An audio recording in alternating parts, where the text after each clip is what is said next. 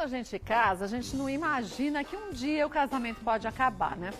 E aí, qual será o momento que a gente de fato tem que parar, respirar e falar, olha, de fato, não tem saída. A única saída é a separação, é o divórcio. Será que é tão difícil assim? Ou será que muitas vezes a gente não quer enxergar o que é nítido, o que a gente sabe que não tem mais por onde a gente fugir? Hoje, para a gente falar sobre esse assunto, Sandra Almeida, que é psicóloga, está com a gente. Seja muito bem-vinda. Obrigada, querida. E eu acho que é difícil as pessoas admitirem que um momento do divórcio é necessário para o casal, né? É difícil porque a gente precisa ter honestidade emocional, né? Embora, assim, eu acho que você muito bem disse, a gente vai percebendo que a relação não está boa, que não está legal, mas a gente, o pior cego é aquele que não quer ver, né? E aí tem alguns indícios que a gente considera que são importantes a gente levar em consideração para que a gente tenha um termômetro de como está o relacionamento. Então, por exemplo, a comunicação. A comunicação é uma coisa fundamental, porque às vezes, Kátia, a relação está tão morta, que nem energia para brigar o casal tem mais. Tá? Uma outra questão é o ressentimento. Tá? O ressentimento é uma coisa que vai contaminando, ele vai matando o relacionamento pouco a pouco. Então, assim, se você decide ficar no relacionamento, você tem que realmente perdoar.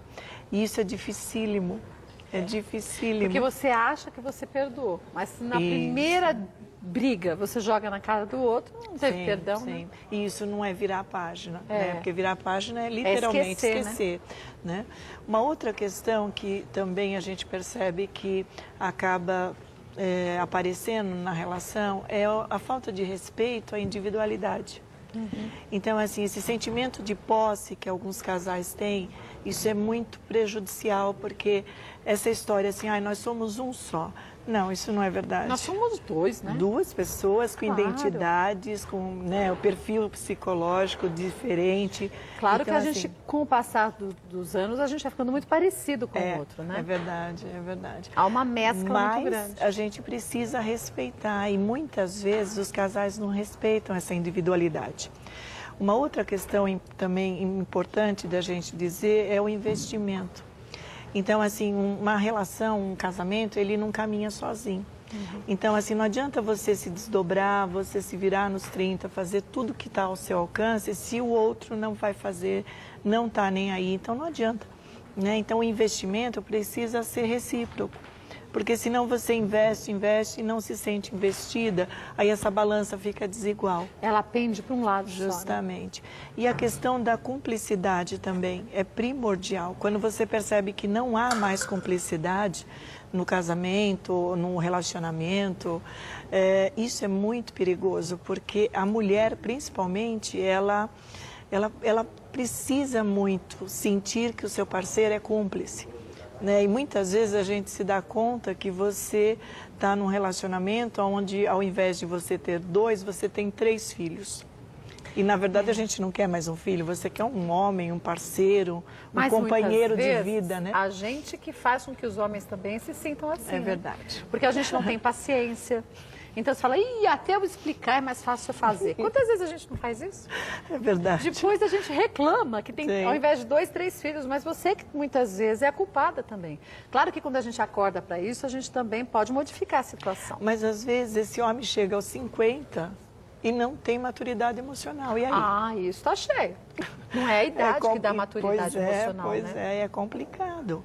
Né? Então, assim, é muito importante a gente ficar atento a esses pré-requisitos. Então, comunicação, né? A gente precisa ver, às vezes, a relação está tão morta que o casal não discute mais.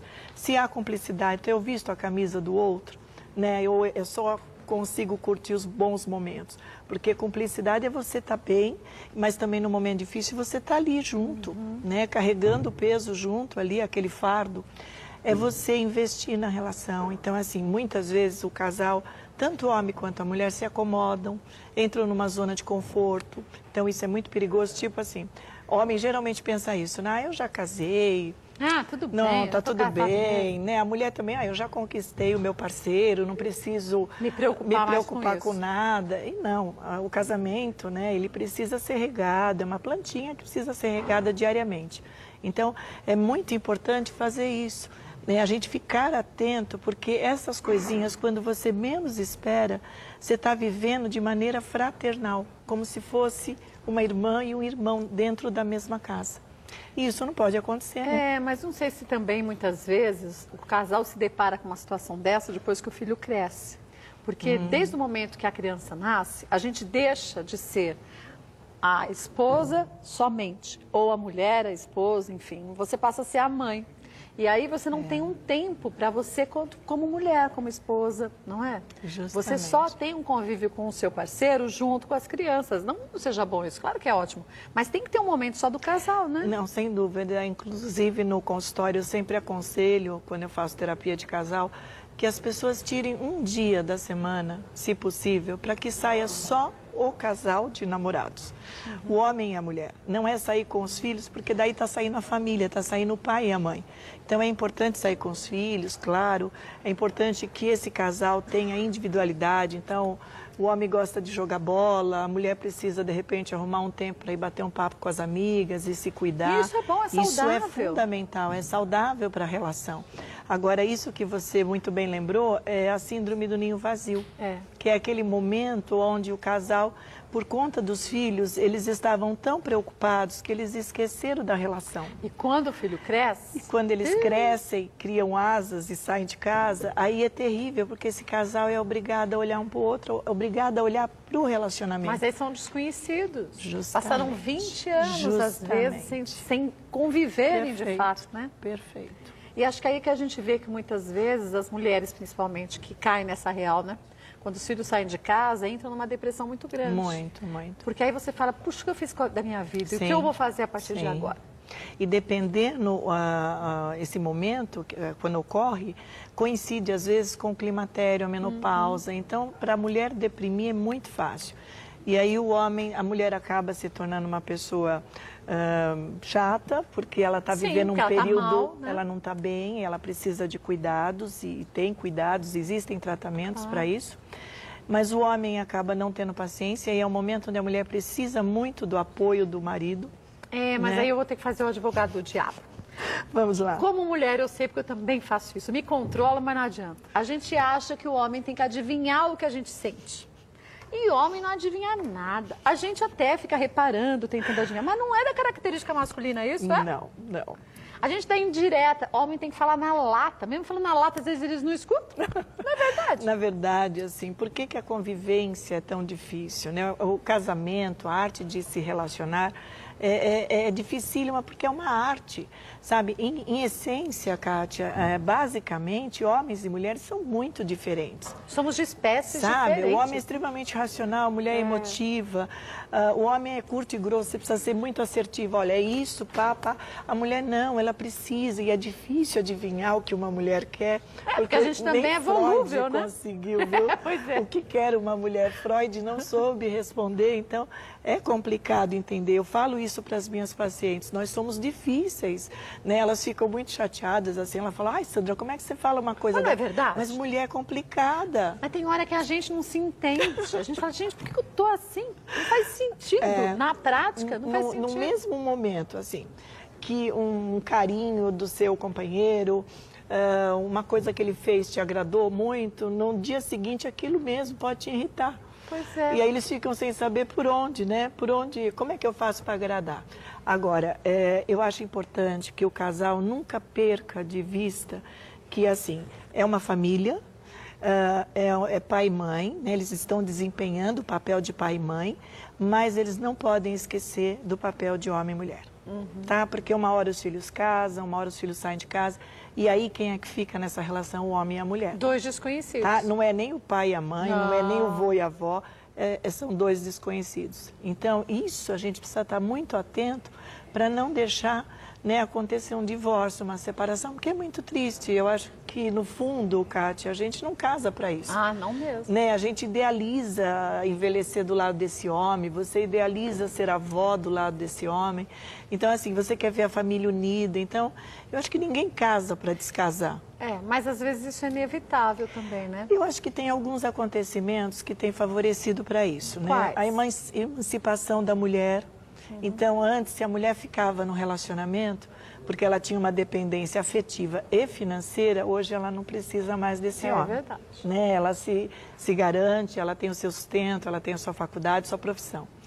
Eu acho que um outro aspecto, assim, as mulheres casavam entre 20 e 30 anos. Então, normalmente, era assim, aquele amor idealizado, e depois, com o convívio, você acaba descobrindo que não é o real. Que o príncipe, às vezes, é sapo. É sapo, justamente. Que a princesa de princesa não tinha nada. Não tinha nada.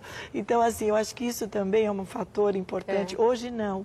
Se você vê a moçadinha casa com 35, 37 anos, ou seja, já investiu na carreira, já beijou muito na boca, já tá mais passeou muito, já está emocionalmente, equilibrado. né? E aí sabe o que é? Olha, essa pessoa realmente é a pessoa que eu quero ter uma trajetória de vida, né? Fazer um plano de vida ao lado dessa pessoa. Então, essa questão de idealizar, porque se casava muito cedo, acontecia.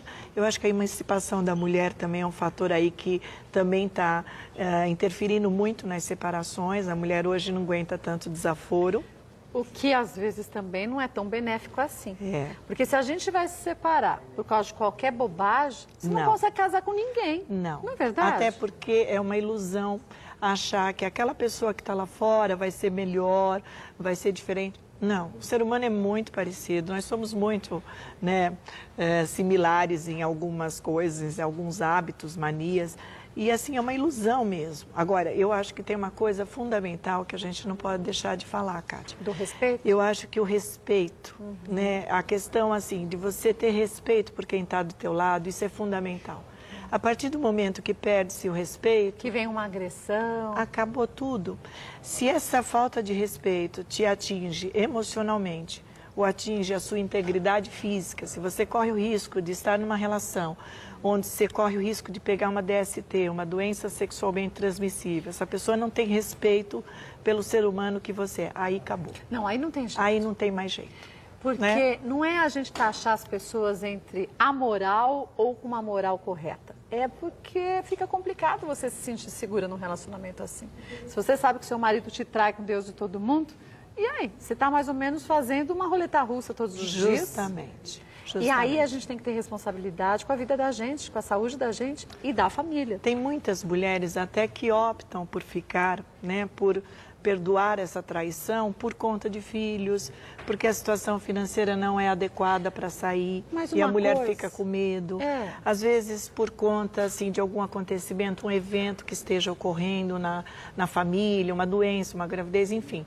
Agora, eu creio que o respeito, independente de qualquer coisa, eu acho que o respeito traz o amor, o respeito traz a fidelidade, o respeito traz cumplicidade. O companheirismo. Companheirismo. Então, assim, respeito é fundamental. Porque né? não adianta pensar só em sexo. Determinada época da vida, o sexo vai. E aí? O que vai ficar? Justamente. Não dá para o casal ter uma base só que sexual em cima disso, né? Fazer um casamento em cima de sexo apenas? Não. Aí tem pessoas até que sofrem disso. Né, que é o transtorno de conduta sexual. Tem pessoas que não se satisfazem com um único parceiro. Mas aí é um problema psicológico que a pessoa precisa se tratar, né? Porque, na verdade,